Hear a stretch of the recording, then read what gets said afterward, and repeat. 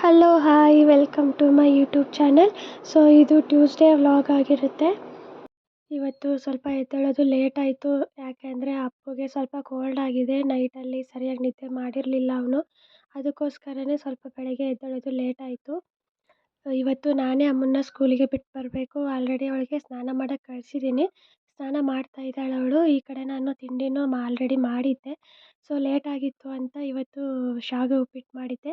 So late ಆದಾಗೆಲ್ಲ ನಾನು ಉಪ್ಪಿಟ್ಟೇ ಮಾಡೋದು, ಶಾವಿಗೆ ಉಪ್ಪಿಟ್ಟು, ರವೆ ಉಪ್ಪಿಟ್ಟು ಅಂತ. ಸೊ ಇನ್ನೇನು ಮಾಡೋದು, ಲೇಟ್ ಆಗಿರುತ್ತಲ್ವ, ಏನಾದರೂ ಬೇಗ ಮಾಡೋಣ ಅಂತ ಮಾಡಿರ್ತೀನಿ. ತಿಂಡಿ ಎಲ್ಲ ತಿನ್ಸಾದ್ಮೇಲೆ ಸೊ ಸ್ಕೂಲಿಗೂ ರೆಡಿ ಮಾಡಿದ್ದೀನಿ. ಸೊ ಇವಾಗ ಹೋಗಿ ಬಿಟ್ಟು ಬರಬೇಕು ಸ್ಕೂಲಿಗೆ.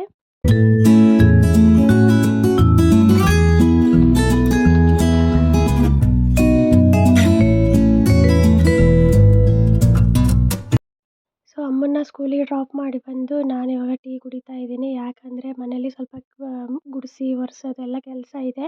ಪೂಜೆನೂ ಮಾಡಬೇಕು. ಅದಕ್ಕೋಸ್ಕರ ತಿಂಡಿ ತಿಂದರೆ ಕೆಲಸ ಆಗಲ್ಲ ಅಂತ ಟೀ ಕುಡಿತಾ ಇದ್ದೀನಿ. ಸೊ ಆಲ್ರೆಡಿ ನಾನು ಸ್ನಾನ ಎಲ್ಲ ಮಾಡಿಕೊಂಡು ಇಲ್ಲಿ ಅಪ್ಪುನ ಮಲಗಿಸ್ತಾ ಇದ್ದೀನಿ. ಯಾಕಂದರೆ ಅವ್ನು ಎದ್ದಿದ್ರೆ ನನಗೆ ಯಾವ ಕೆಲಸ ಮಾಡೋಕ್ಕೂ ಬಿಡೋದಿಲ್ಲ. ಸೊ ಎತ್ಕೊ ಅಂತ ಅಳ್ತಾ ಇರ್ತಾನೆ. ಸ್ವಲ್ಪ ಗಲಾಟೆನೂ ಮಾಡ್ತಾ ಇದ್ದ. ಅದಕ್ಕೋಸ್ಕರ ಅವನ್ನ ಮಲಗಿಸ್ಬಿಟ್ಟು ಪೂಜೆ ಮಾಡೋಣ ಅಂತ ಇವಾಗ ಅವನಿಗೆ ಮಲಗಿಸ್ತಾ ಇದ್ದೀನಿ.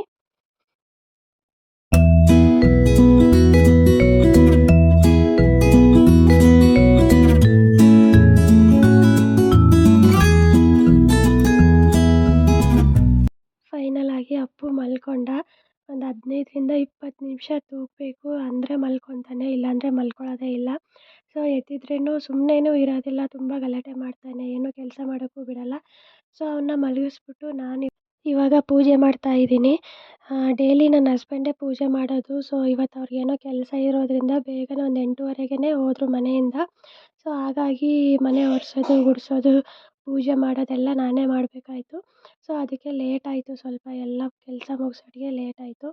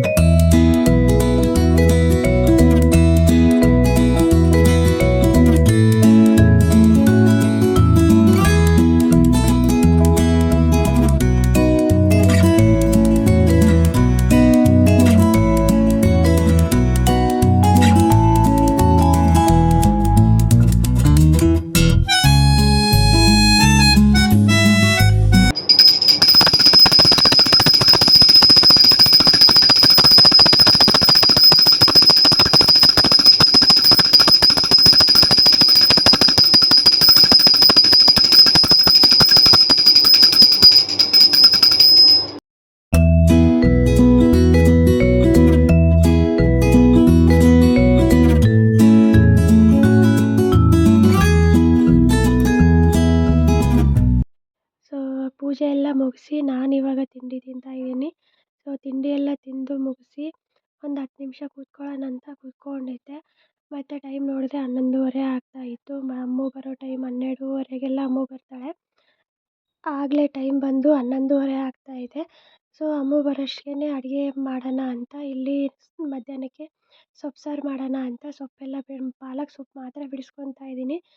ಸೊ ಆಲ್ರೆಡಿ ನಮ್ಮ ಮನೆಯವ್ರು ಪಾಲಕ್ ಸೊಪ್ಪು ತಂದು 2 ಡೇಸ್ ಆಯಿತು. ಬಟ್ ನಂಗೆ ಬಿಡಿಸೋಕ್ಕೆ ಟೈಮ್ ಇರಲಿಲ್ಲ.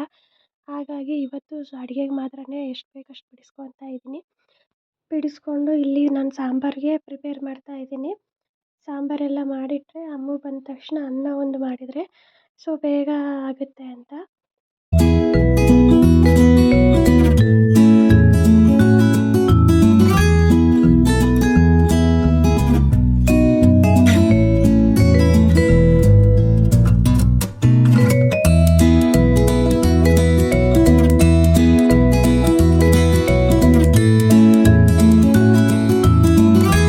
ಸಾಂಬಾರೆಲ್ಲ ರೆಡಿ ಮಾಡೋಷ್ಟಿಗೆ ಆಗಲೇ 12:45 ಆಗಿದೆ.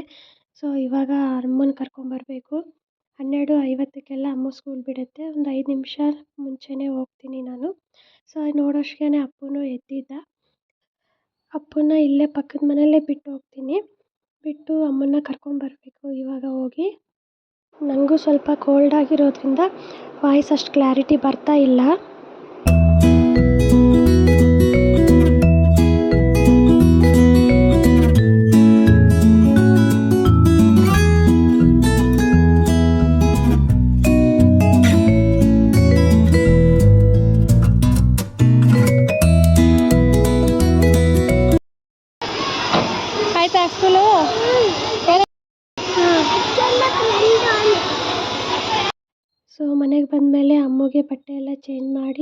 ಸ್ವಲ್ಪ ಹೊತ್ತು ಅಪ್ಪನ್ನ ಆಟ ಆಡಿಸ್ತಾ ಇರು ಹೊರಗಡೆ ಅಂತ ಅವಳಿಗೆ ಹೇಳಿ ಹೊರಗಡೆ ಕಳಿಸಿ ನಾನಿವಾಗ ಅನ್ನಕ್ಕೆ ಇಡ್ತಾ ಇದ್ದೀನಿ.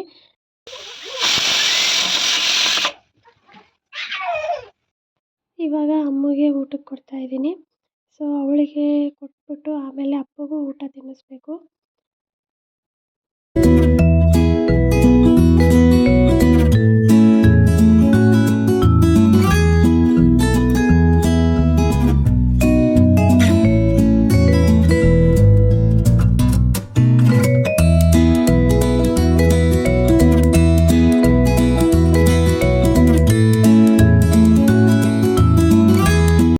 ಊಟ ಎಲ್ಲ ಆದಮೇಲೆ ಅಪ್ಪುಗೆ ಇವಾಗ ಸ್ನಾನ ಮಾಡಿಸ್ದೆ.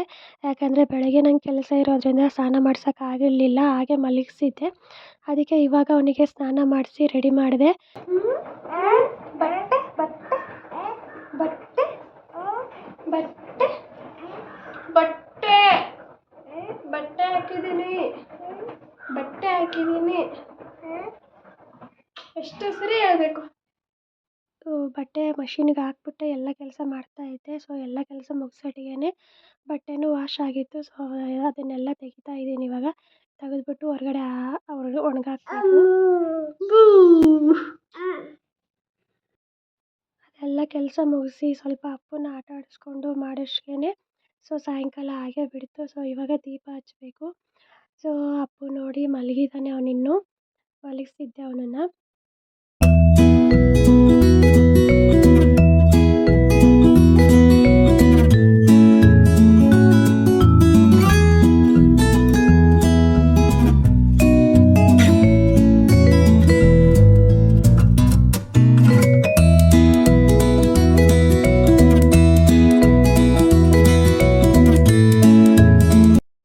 ದೀಪ ಎಲ್ಲ ಹಚ್ಚಾದ್ಮೇಲೆ ಇವಾಗ ಟೀ ಮಾಡ್ಕೊತಾ ಇದ್ದೀನಿ. ಸೊ ಇಷ್ಟೇ ಇವತ್ತಿನ ವ್ಲಾಗು. ಇನ್ನೂ ಯಾರ್ಯಾರು ನನ್ನ ಯೂಟ್ಯೂಬ್ ಚಾನಲ್ನ ನೋಡಿಲ್ಲ, ಸೊ ನೋಡ್ತಾ ಇದ್ದೀರಾ ಬಟ್ ಸಬ್ಸ್ಕ್ರೈಬ್ ಮಾಡ್ಕೊತಾ ಇಲ್ಲ, ಪ್ಲೀಸ್ ಸಬ್ಸ್ಕ್ರೈಬ್ ಮಾಡ್ಕೊಳ್ಳಿ. ಹಾಗೆ ನನ್ನ ಯೂಟ್ಯೂಬ್ ಚಾನಲ್ನ ಸಪೋರ್ಟ್ ಮಾಡಿ. ಇನ್ನೂ ಏನೇನು ಕರೆಕ್ಷನ್ ಮಾಡ್ಕೋಬೇಕು ಅಂತ ಹೇಳಿ ಮಾಡ್ಕೊತೀನಿ. So bye, take care.